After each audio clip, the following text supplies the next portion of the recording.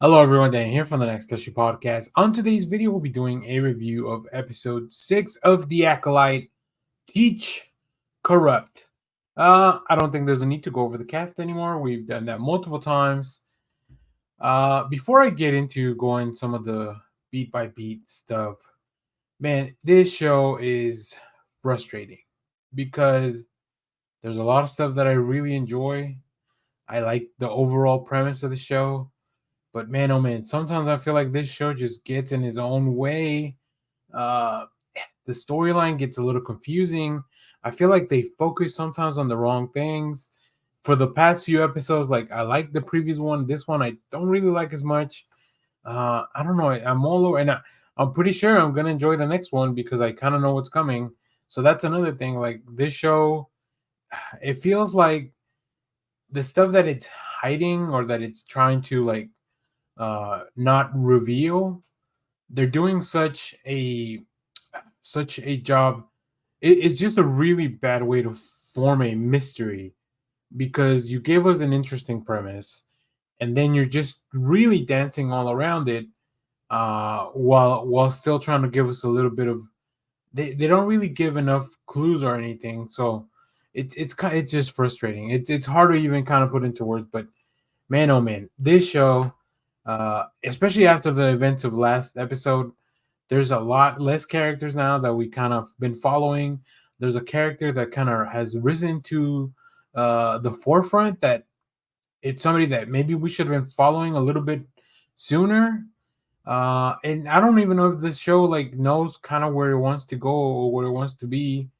Uh, yeah, I don't know. It's just it's really hard. It's frustrating to watch because I like a lot of the stuff. I like the people involved. I think Manny Jacinto is just doing a really bang up job all throughout the season. So like it's just frustrating that we don't get. It feels like we're not getting the payouts that they might have intended, and it's just a show, like I said, kind of get in its own way. Uh, it's frustrating, but that being said, let's get into this episode. We're gonna go through this stuff, and it will be just. I think the way that I'm gonna go on about this show going forward is just to really take it at face value. We are at episode 6. Season's very close to being over. I had given this show a lot of leeway because it was early in the season. There's still a lot of stuff that could be revealed. But I feel like at this point, like you've kind of lost any goodwill coming into the show. Like any benefit of the doubt is kind of gone. I think the show, unfortunately, it's a bit messy, and that's fine. We're gonna keep watching it, but yeah, I don't hate the show. I don't think it's bad for especially a lot of the reasons that people online are talking about it. It's bad. Just think it's just not very well pieced together. But when it does some good stuff, like it's really cool. Like last episode, I really had a like all the fights, the martial arts, the even the storylines, the reveals, everything that was going on there. That was cool. But yeah, every once in a while, this show just it's like one step forward, one step back, and we're kind of back where we started. So all right.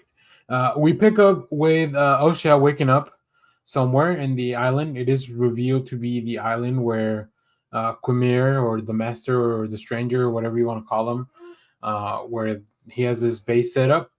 We also see Soul reporting back with May, who is not May. Oh, I mean it is May, but pretending to be Osha. Also, we see Basil poking around. He also has Pip, so Basil, interestingly enough, is kind of putting together the pieces that he knows that's not Osha, that it is May. So, also when Soul's reporting back, there's a lot of he just went through some terrible shit. Obviously, right? He lost his whole squad, uh, but it's you don't really see Jedi emote very like even in the midst of battle. So that was very very interesting thing to explore. There's a scene where he hugs Osha or May as Osha. Like that just doesn't feel like something we've seen from Jedi before. Uh, we also get a little bit of for all the Quimir stands out there. We see him going to this lagoon. and then just very awkwardly like talk to Osha about what's going on. Men Jacinto is jacked, so like yeah, it was a very weird scene, almost humorous, just because it was so awkward, right? Um, we then see him kind of like all throughout this episode. Quimir is just explaining to Osha that kind of what it, why the Jedi left him, why the Jedi also kind of left her go, trying to get in her head all throughout, and also trying to explain why he is the way he is, what he plans to do with the Force, why he lives the way he does. So we do get a little bit more, but it's in a very roundabout way. So like Quimir's never direct, which at this point, like I said, we don't have a lot of time left. If you're gonna give us something, you gotta give us something. So the Jedi Venestra, who we met in previous episodes, gets the news from Saul. So they start putting together a party to go rescue all the Jedi. And even when this happens, we see them show up. They very quickly traverse to where all the Jedi fell in the battle. But earlier on, you made us aware of how dangerous it was to traverse this forest. So like, what's the difference now? Like Venestra and another Padawan and maybe some other reinforcements, they very quickly make it to where the bodies are. So like, is this a dangerous place or not? Or like, had Venestra been there before? Which could be the case, although we never get an indication of that being the case. So it's just not very clear. And even when they find all the Jedi, like it's such a weird scene because they seem to not make an effort to be like worried about what's going on, even though they just showed up and there's like all these dead Jedi bodies everywhere. Yeah, just really, really like it's pretty inconsistent with, I think, what you're trying to tell us.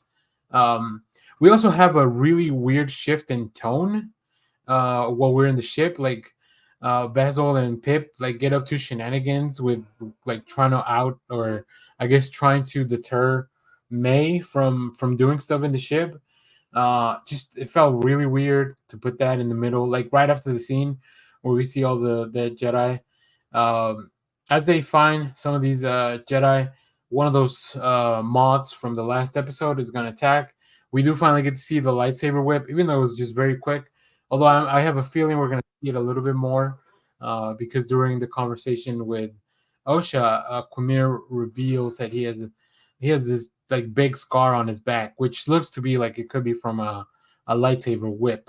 So Venestra definitely is hiding something as well, which I think we're going to see in the next episode.